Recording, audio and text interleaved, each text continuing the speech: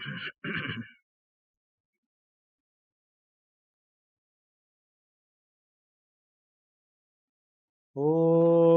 सहनाववतु सहनौ भुनक्तु सह वीर्यं करवावहै तेजस्विनावधीतमस्तु मा विद्विषावहै। ॐ शान्ति शान्ति शान्तिः। हरिः ॐ।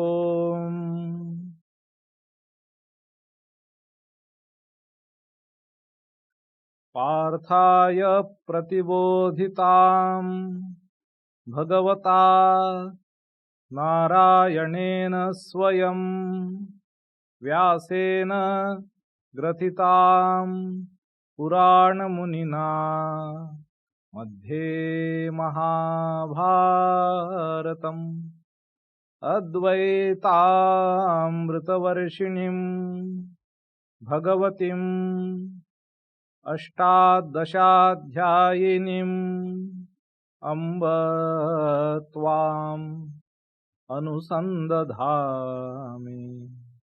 भगवद्गीते भवद्वेषिणीम् वसुदेवसुतं देवं कंसचाणूरमर्दनम् देवकी परमानन्दम् कृष्णं वन्दे जगद्गुरुम्। मूकं करोति वाचालं पङ्गुं लङ्घयते गिरिं यत्कृपातमहं वन्दे परमानन्दमाधवम्।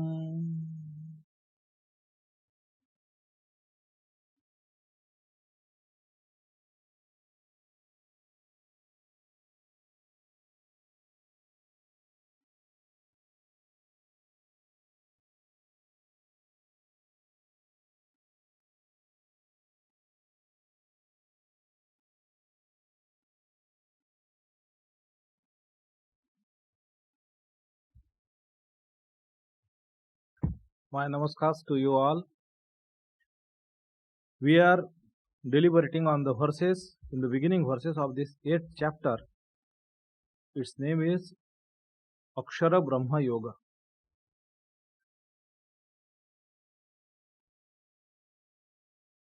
The yoga of Akshara, Akshara that is imperishable. Akshara is which perishes. So, in the end of the 7th chapter, there were some terminologies used by Bhagavan. And with respect to that, Arjuna asked the question, and in that question, he asked the meaning of those words. Which are those words? So, those ideas being that what is that Brahman? Kim tad Brahma? Kim Adhyatma? So, what is that Adhyatma? What is Karma? Then, what is Adhibhutam? What is Adhidaivam? And what is Adhiyajna? So, these are those terms which the words used by Bhagavan at the end of the previous chapter, the 7th chapter. That's why Arjuna asked this question in the beginning of the 8th verse, 8th chapter. Now, Bhagavan is answering one by one this the meaning of these words. What is? So, he is making it clear, because what he has said, Bhagavan has said in the last verse, that one who takes shelter in me, Mama Shritya Yatanti, who tries to take shelter in me.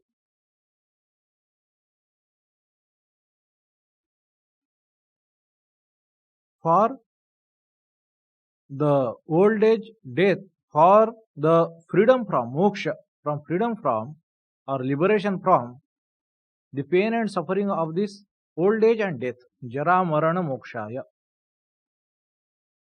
For the liberation from the pains of this these stages of life, these events, Jara and Marana, who takes shelter in me. So Bhagavan is saying, what happens? Those people, they know Viduhu, Krushnam, they know it comprehensively. They know it well.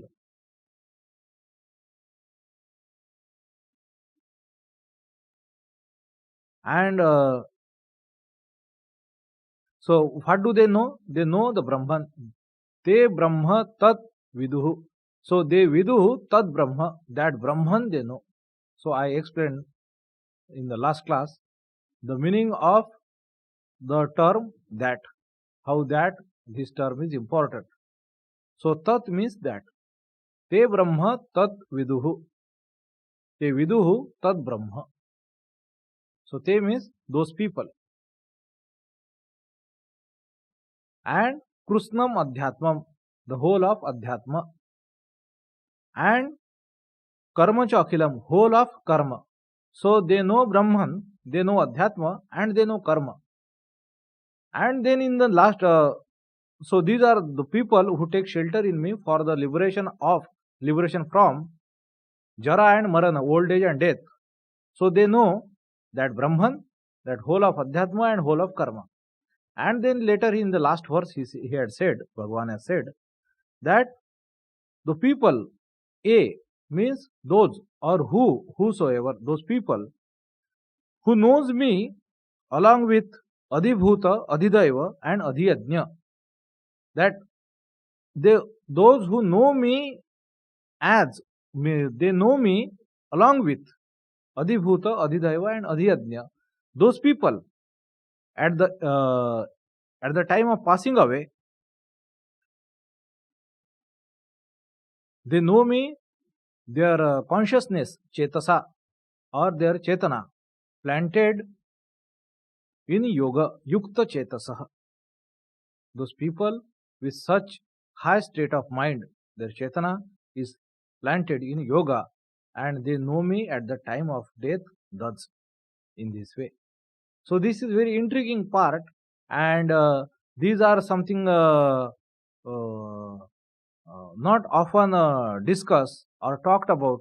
That's why Arjuna asked these questions. So Arjuna, for Arjuna, it is not very clear what does it mean to know me along with Adhibhuta, Adhidaiva and Adhiyajna. What is the meaning of this? Brahma, Karma and Adhyatma, okay, that is all right. So there are 6 terms. So in the next chapter, in the beginning of the 8th verse, he asked this question. So what is that Brahma, Karma and Adhyatma? And what is that Adhibhuta, Adhidaiva? And how is this yajna in this body? So because at the time of passing away, there would be not, somebody would be engaged in the ritual, that person would be helpless and there would be nothing, no whatsoever, any resources or anything at his disposal. So situation from person to person may entirely vary. Like himself on the battlefield while dying, so an individual and a soldier, so he might not have anything with his hand, even a water. So he is asking what is that Adhiyajna within this body. Dehesmin Madhusudana. This question he asks. So Adhiyajna Katham Kotra, Katham, how, and Kotra means where in this body. This question he asks. And at the time of passing away, Prayana Kale, so these people, this Niyatatma Bhihi, so these yogis, the people who are given to this particular discipline, how they come to know at the time of passing away. So these questions were raised by Arjuna. Now Bhagavan is answering one by one these terms.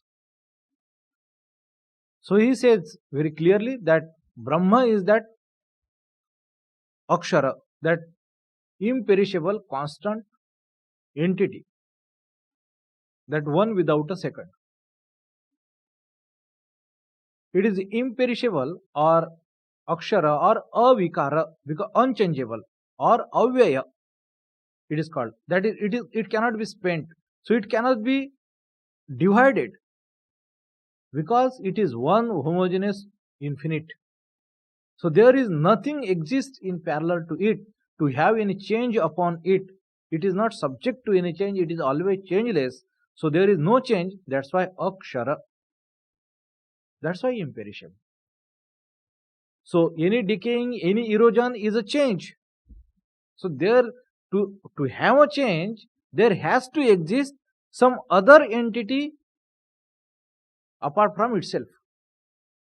So give example of, suppose, iron, and oxygen is required. Without that, rust cannot form. Alright.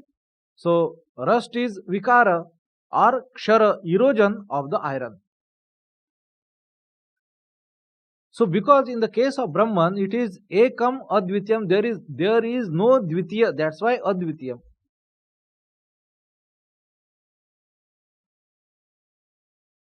And because this entity is like that, that's why this Brahman is akshara. There is no perishing of that entity. Kim tad Brahman, what is that Brahman? That Brahman is that same entity which is referred by akshara, avyaya, etc. So meaning that he is making it clear, that is that entity. So there is no confusion. Arjuna knows that about Brahman everything is has been spoken in a long details throughout these 6 chapters, and even 7 chapters. So there is yes. So in one word he makes it clear. Aksharam Brahma Paramam. Paramam also, that it is the ultimate one. So Brahma here, that word is indeed referred to that entity, the ultimate one. Aksharam Brahma Paramam. So let there not be any other confusion, or there is no other meaning of that. Now, what is Adhyatma? So he says Swabhava Adhyatmam Uchyate. Now this Swabhava, it can be many a time in the Vedanta, or especially in the Sankhya. Swabhava is referred to as the Prakriti part, not the Chaitanya part, because Prakriti is Jada. So it consists of, along with this Panchamahabhuta, this body, physical body, it also consists of your Chitta, Buddhi, Man, Ahankar, this Indriya, Vasanas, everything those. So Panchendriyas are there. Your Antakaran Chatushtay is there.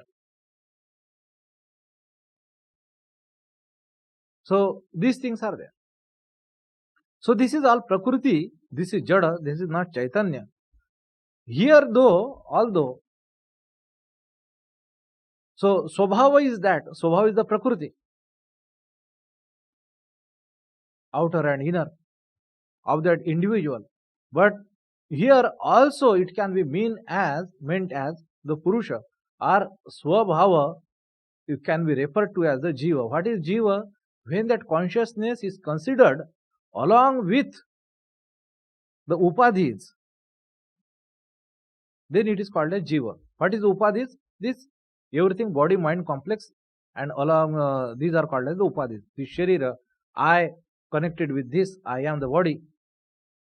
So the consciousness trapped in this ignorance is called as Jiva. Now Swabhava, Swasya Bhava, that is your true nature, true self. So it can be also referred as to the Atman. So Atman, Prakriti or Jiva, it can be Swabhava Adhyatma Muchyate. That's why Adhyatma is related to all these aspects. That your Prakriti, that who you are on the physical or psycho-intellectual plane, and also on your spiritual plane, you are making amendment, you are making efforts to realize that, to realize the ultimate truth, the ultimate self of yours, the true spiritual self of yours, Adhyatma. And then he is now this karma, the definition of karma. What is the Saunyita means this is how karma is defined.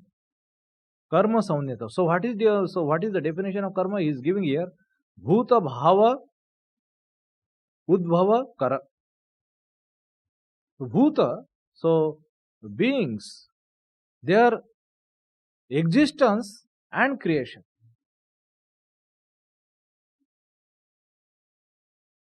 So for which whatever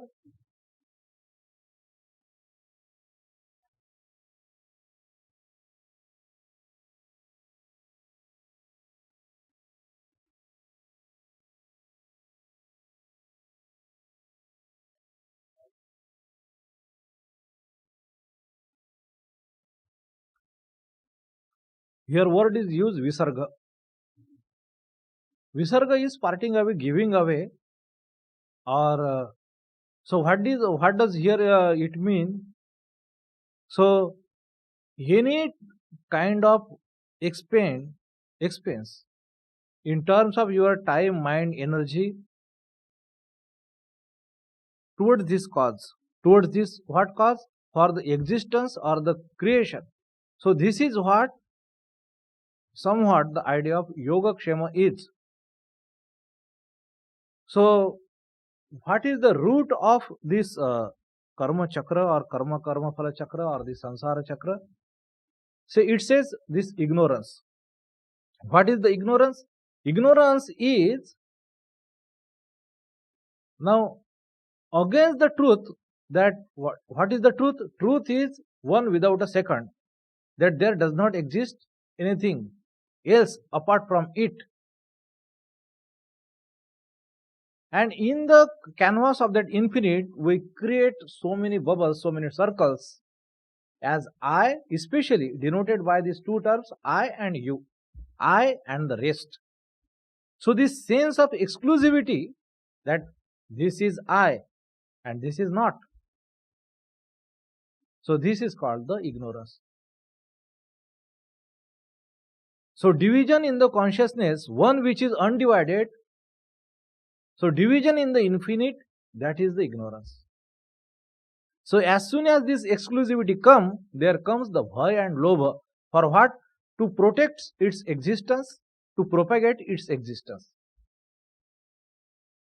So to protect, there is inspired by the bhaya, and to propagate is inspired by the lobha.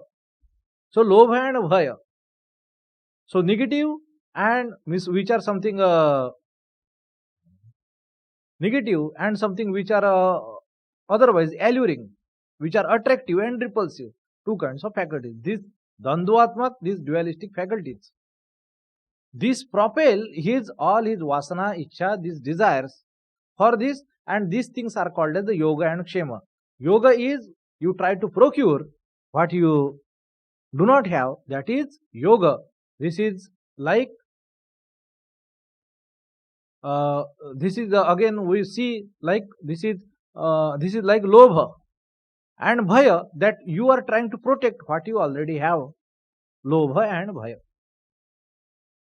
Greed and fear. This alluring and attractive and repulsive, two forces.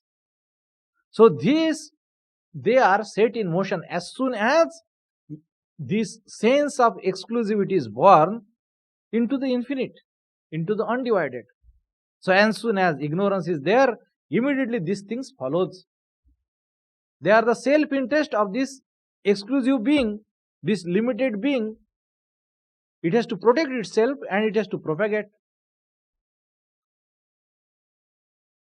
Ensure these things. So these vasanas are born and then karma is born. That's why karma is here expressed as that whatever, even you breathe, even if you think, even if you spend time, whatever you do, visarga, anything, with respect to bhuta, bhava, udbhava, kara, for the existence of and for the creation of this being, this everything is considered as karma. So very vast definition is given. So everything will be considered as karma, which is to ensure the existence of the being and creation of the being, protection and propagation. So everything will be considered as karma. So Brahma is that entity, Adhyatma is that Jiva, that Prakriti, Swabhava. These things is Adhyatma. So understanding that, because Bhagavan had said that those who take shelter in me, they know whole of Adhyatma. They know whole of their own self. In the sense, why is the whole of the self? What is the meaning? Because our journey does not begin from our birth date. It also therefore does not end with our expiry date or when we pass away. So they are just time frames, and such there are a long chain of such frames woven. That's what we are. We are a product of long process of different experiences. So a human being, and here the repository of all of its experiences, records of its experiences, they are shaping all the time what any new experience is happening. Knowledge or reaction meaning happiness or sorrow, anything. Now everything is shaped, influenced by this. That's why human being is a very complex entity, because its depth cannot be gauged. So what we know as ourselves is a very little portion of it, is just the surface consciousness. We can barely scratch it when we know that I know that individual very deeply or very intimately. Even for that individual to know himself, to know his own prakriti, his own self, why does he think the way he thinks? Why does he behave the way he behaves? Why does he react the way he reacts? Why does he like what he likes and what he doesn't?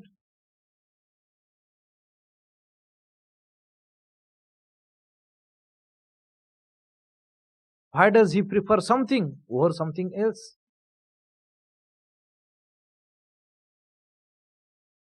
Because this all, so to say, we can say your freedom of choices is an illusion. It is always influenced by what has happened in the past, life after life.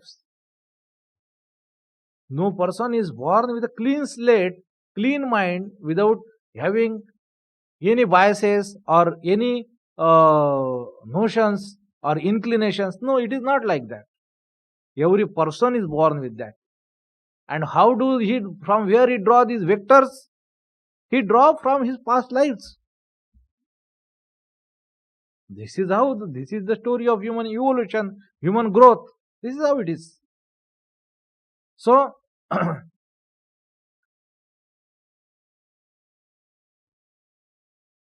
so Bhagavan has said that individual he get to know Krishnam Adhyatmam, whole of it, the self.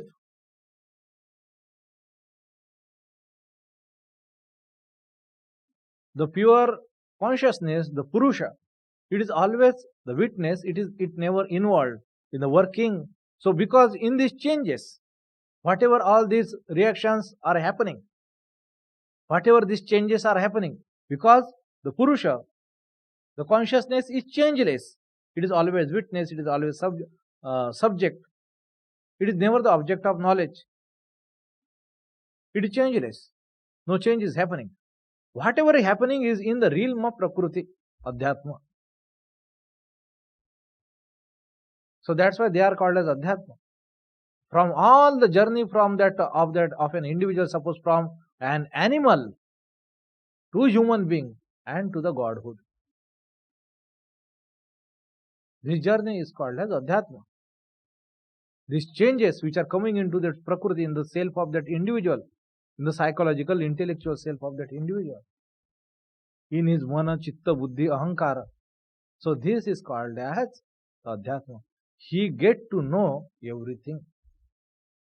Meaning that when he can get to know everything, when that complete dissociation, complete purification of mind, complete dissociation with that self that happens, that means that person is going to be liberated. Then only this can happen.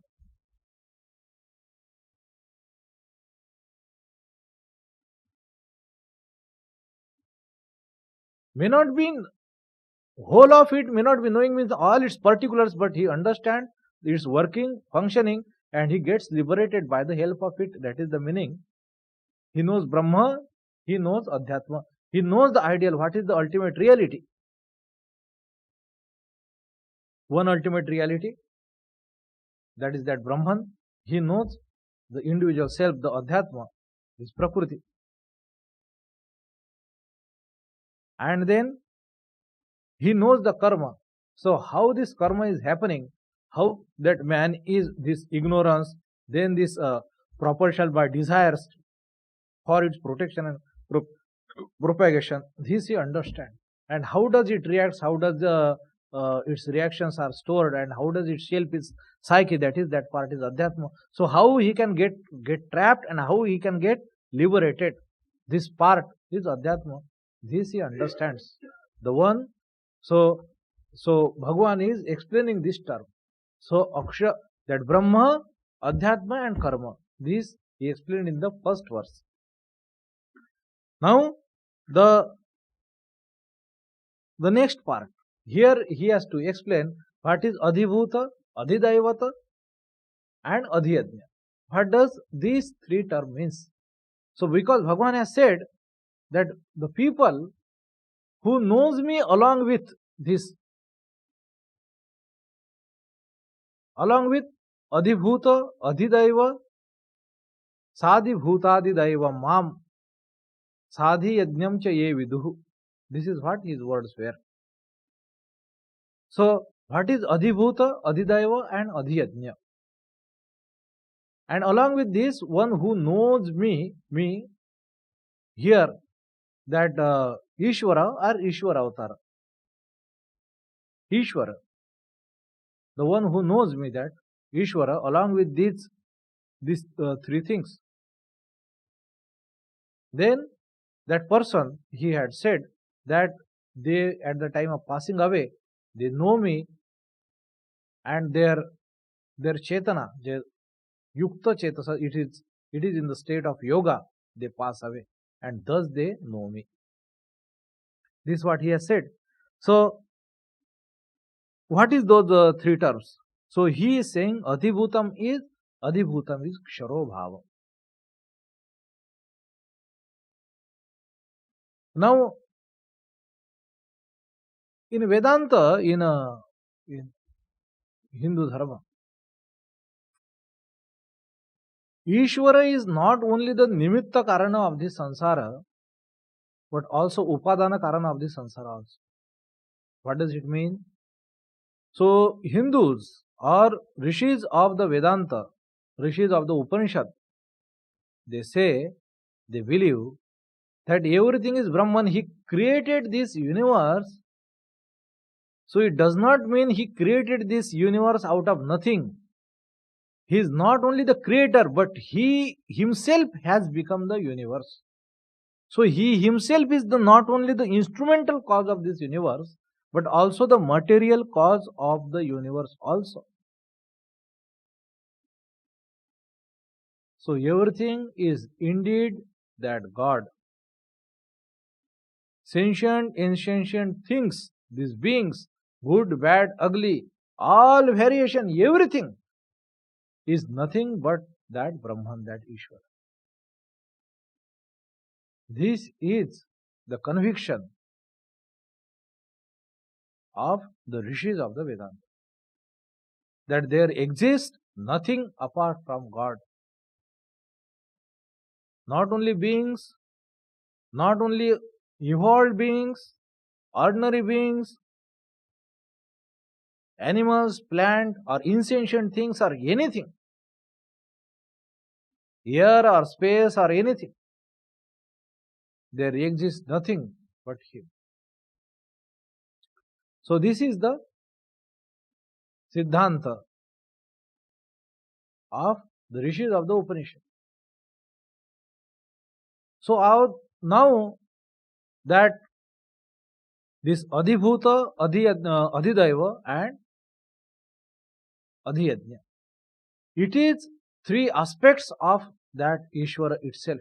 So Bhagavan here is saying that Adhibhuta is the Ksharobhava, the one which is the perishable aspect. That is the Adhibhuta. Purushascha Adhidaivatam, one which is the conscious, so which is subject to change.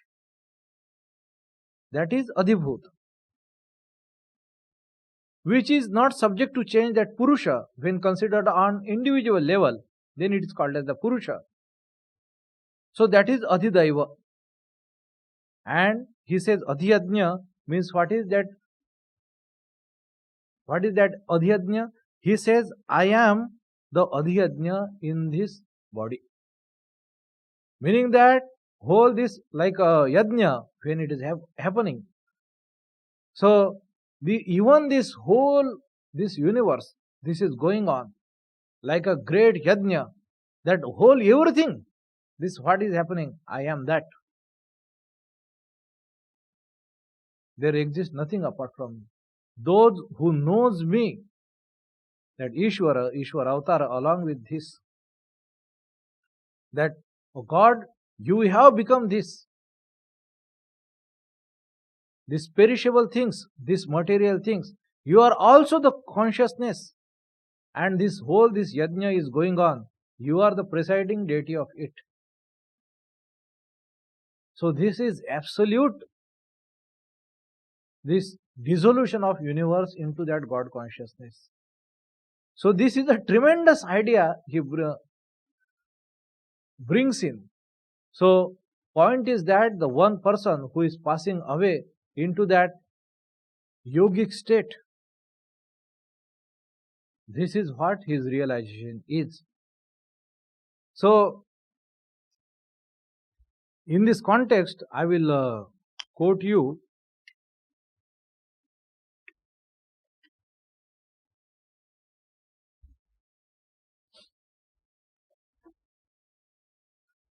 a few words of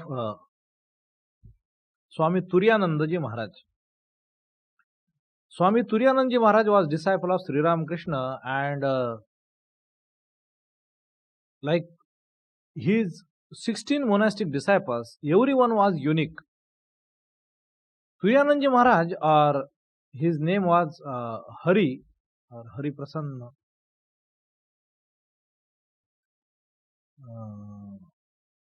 So the Hari Maharaj, he was born with some extraordinary tendencies. At a very young age, his mother passed away, and he was raised by his elder brother's wife, who loved him like her own child, and he was very attached to her. But unfortunately, in some accident, she also passed away. So this brought a deep impression on the mind of that young boy, and from very young age,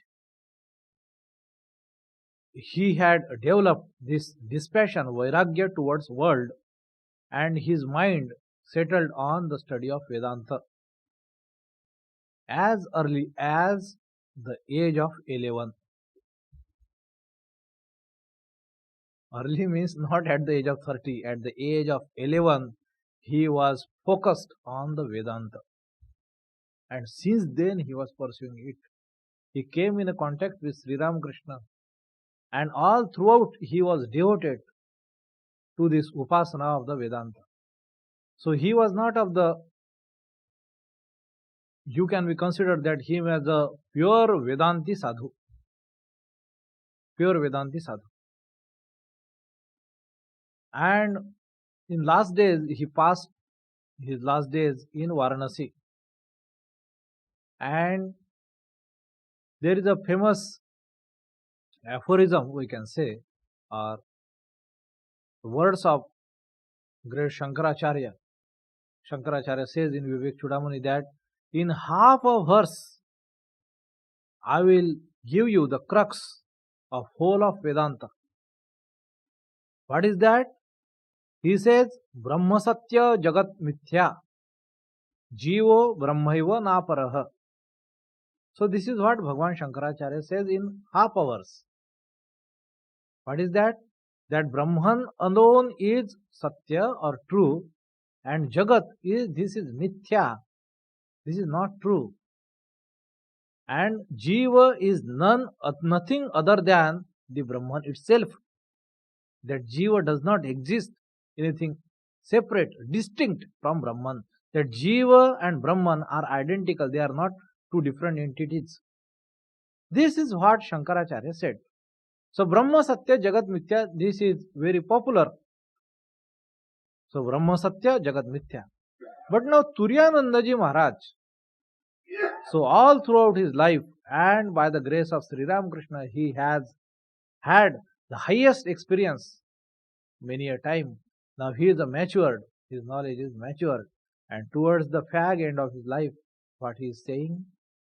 He is saying Brahma Satya Jagat Satya Satyam Satye Pratishtita.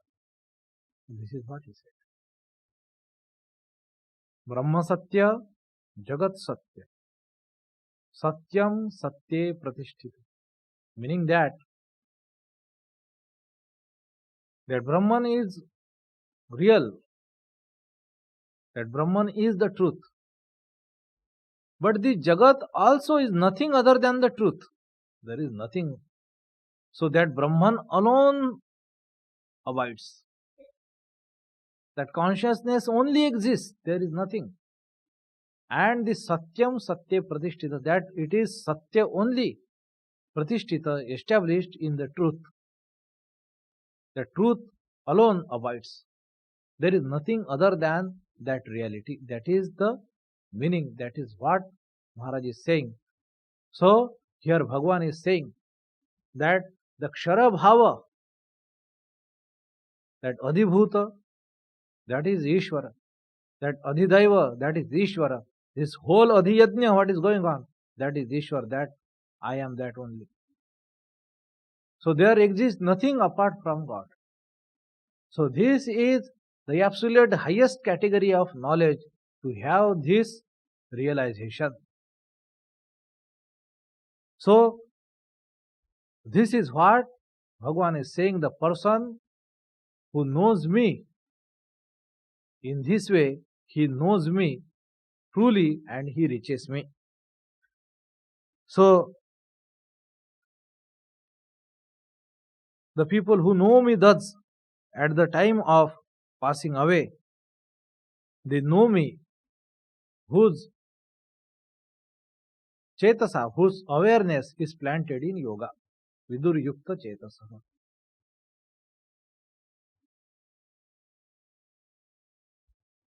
So this is what Bhagavan said, but it is very clear that these ideas are very high, and now Bhagavan, as if he comes down from this very high plane and comes to the plane of Arjuna. He is saying that now, making it simplified, that all right, so these things may be very complex and very lofty. So Arjuna, please listen now. Anta kale cha mameva smaran mukta kalevaram ya prayati samadbhavam yati na asti atra sanshaya. This is what he says. So this verse is very famous, and this is now very simplified version of it. So forget about these very complex ideas. So at the end, at the time of passing away, anta kale, at the end. So the one who gives up his body, kalevaram,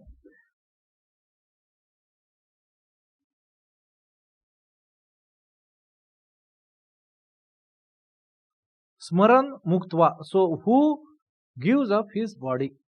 Mameva smaran. Who's remembering, recollecting of God. Smaran. Mam. Mam eva. So mam eva of means me only. The one who leaves his body at the end, recollecting, remembering God, Ishvara, that Chaitanya, that truth, that reality, that higher self. So that person, sa ya prayati, the one who goes like this, sa mad bhavam, he reaches my bhavam, he reaches me. Yati, so he reaches me, goes. Na asti atra sanshaya, there is no doubt in this. That is the meaning. There is no doubt in this. Yati nastyatra nasti atra sanshaya. There is no doubt.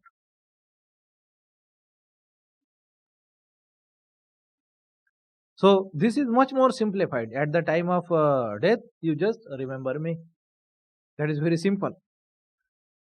Then further he says, yam yam vapi smaran bhavam tyajatyante kalevaram. So not only that, the person whosoever leaves his body, remembering whatsoever form or rupa of Ishvara. So tam tamevaiti kaunteya sada tadbhava bhavitha. So for those, all these people, O Kaunteya,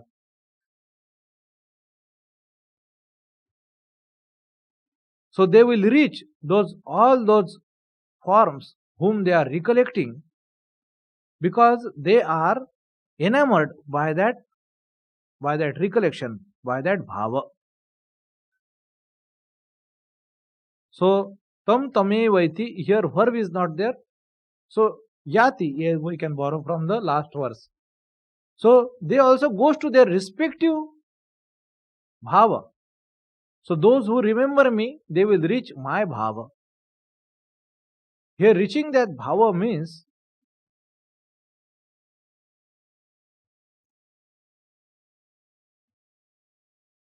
so that individual, he attains or he will directed towards the higher birth. This recollection, this will ensure his next birth with this predominant faculty of his at the time of death. If any individual, and it is said that though it looks very simple that at the time of death you will remember God, but this is very illusory, and at the time of death it is not easy, it is not mostly found that people remember God, or they can repose their mind in God consciousness, in recollection of God. They will remember every other thing but God. So not easy. So we can think that the whole of my life I will do whatever I want, at the time of death I will just remember God. It does not happen. So death is a very unique experience. As if you have been living in some quarters all throughout your life, and now you have been asked to vacate. You see how people do tantrums. What sort of things people do when they are asked to vacate, even though they are not legally entitled to such kind of accommodation. They don't want to leave it. So death is a very unique experience, that you are going to be disembodied. Now you will not own this body. You have to give it up. You will be without body. And your attachment to this body, and through this body, through everything else, family, relatives, bloodline, not only that, your friends and your workplaces, your society, and everything. Because this body you have adopted, you are born to such and such parents, and those parents belong to such and such community, place, etc. So many things. Whole world is attached to this body. Now you have been asked to vacate it, and you are throwing tantrums. No, no, no, I don't want. So it doesn't, but it doesn't yield. You have to. And that is how that separation, it becomes difficult. So death becomes difficult for those individuals, the people who accepts it benignly, that yes, it's time to move on. So enough of these things. Okay, let me move on. Enough of the suffering of this body. Enough of this emotional entanglement. Let me move on. So that's why in that Mahamrutyunjay mantra, so these words are used. Urvarukamiva bandhanat. So urvarukam means it's a fruit like a cucumber or of that family, cucurbitaceae. So what happens when the fruits are not ripe? They are attached by that creeper, by the stalk, and it is quite a fibrous, and you cannot simply pluck it off.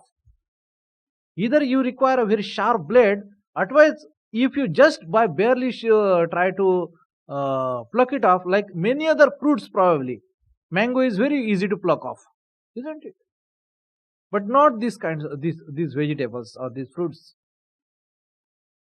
So if you try, it will become very messy. Either you will lose some portion of the fruit, or that fibrous body will miss a very ugly fashion. You will have to cut it with some stone or something. So it is not easy separation. So that's why in the Mahamrutyunjay mantra, these words are used. Like when a ripe that fruit becomes ripe, so it becomes very easily separable. So let me pass away from this body in that way. Urvarukam eva. So like that ripe fruit. So this mantra is used. So remembering God, recollecting God at the time of death, those people will reach, they will attain to this bhava, that they will be his predominant thought or his surface consciousness, and this will greatly help him in obtaining the next birth. If that individual is of the very highest caliber, then it will naturally, he will attain or he will see the truth, and this life itself he will be liberated. He will be liberated. So, but this is not talked about such people.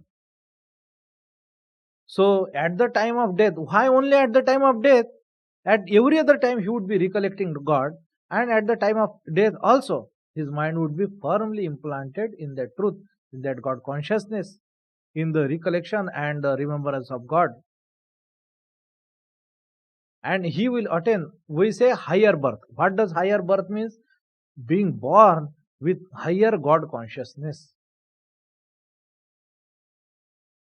Not having worldly tendencies, more dominant or more powerful worldly tendencies, more desire towards the worldly pleasures. That is the higher birth. You are less of an animal and more of a God. That is higher birth. Higher birth is imagination, means being born at some other. So forget about that. But this is the thing. Here on this earth, that individual is born with such more spiritually aligned tendencies. So these things, what we see in the life of the great people, we see that we see that Swamiji, when he is just a child, He used to just play like meditation. His play was meditation. And in that play, he used to get absorbed in meditation. These beings, they belong to higher realm. The people with such tendencies or greater spiritual tendencies, so they will be immediately able to gravitate, get attracted toward this subject. They will immediately, from their guts, from their instincts, they will know this is the path, this is important, this is where I must go into, that I should sacrifice other things, that they are of the lesser importance. This decision he do not have to make, they happens just easily for him. He just knows it instinctively. He does not have to grind his brain. So this is what he is saying. Bhagavan is saying that at the time of death, if you leave your body in this way, you will attain to such kinds of higher states. If you remember me, you will attain to my state. You will remember other form of gods. You will attain to those states. And that's what he says. Therefore, tasmat sarveshu kaleshu mam anusmara yuddhacha. That this is the thing, Arjuna. I have become everything. Whole this what is going on, this perishable and imperishable, and all this whole yajna is going on. I am that. I have become everything. Yours is nothing. You are nothing but me. Your self-identity, exclusivity, sense of separation from me is mere but your ignorance. So therefore, Arjuna, sarveshu kaleshu, in all times, mam anusmara, remember me and fight, yuddhacha, fight this war. And he says, being given your mind and intellect, mana and buddhi, to me, being offered your mind and buddhi in this way to me, that I have become everything, that this is God, and you do what you are supposed to do. Here you are supposed to fight the war, you fight the war. Do not talk nonsense of what is good, bad, ugly. You are nobody. Do not pass judgments and commentaries. You are nothing. So Bhagavan is saying that Mayar Pita Mano Buddhi, give your mind and intellect to me. This is what it is. And if you do that, what will happen? Mameva Eshasi, that you will attain to me. No asamshaya, there is no doubt. You will attain to the truth. The highest truth, you will attain to me. This is the thing. So, this is also, this verse is many times, it is oft quoted, that this is the formula of living the life. Mayarpita manobuddhi mam anusmara yuddhacha. Tasmat sarveshu kaleshu mam anusmara yuddhacha mayarpita manobuddhi mam eva eshyasi asanchayaha. So this is the 7th verse. So we will take a break here and we will see this verse a bit more. So this is a very grand verse of Bhagavad Gita, and if we really contemplate on one verse, we have the philosophy of life to live. So here we take a break. We will continue our discussion in our next class. Om Shanti Shanti Shanti Harihi Om Tat Sat. Shri Ramakrishna Arpanamastu.